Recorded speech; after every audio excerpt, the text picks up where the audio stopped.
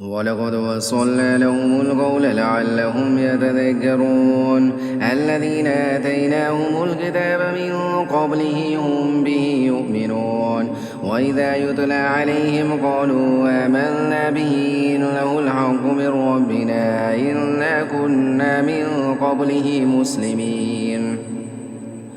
أولئك يؤتون أجرهم مرتين بما صبروا ويدرؤون بالحسنة السيئة ومما رزقناهم ينفقون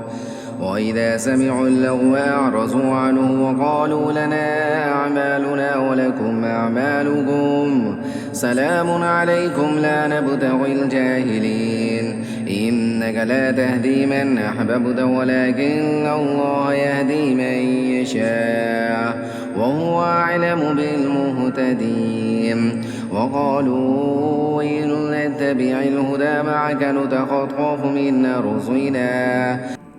أولم نمكن لهم حرما آمنا يجبى إليه ثمرات كل شيء رزقا من لدنا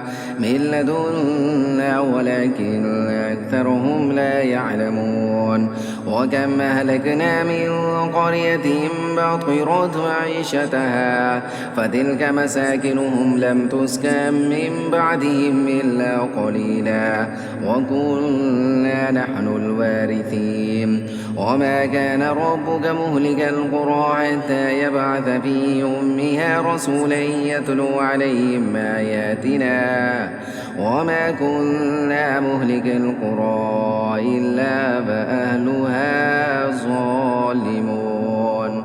وما أوتيتم من شيء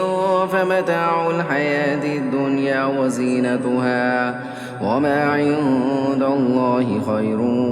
وابقى أفلا تعقلون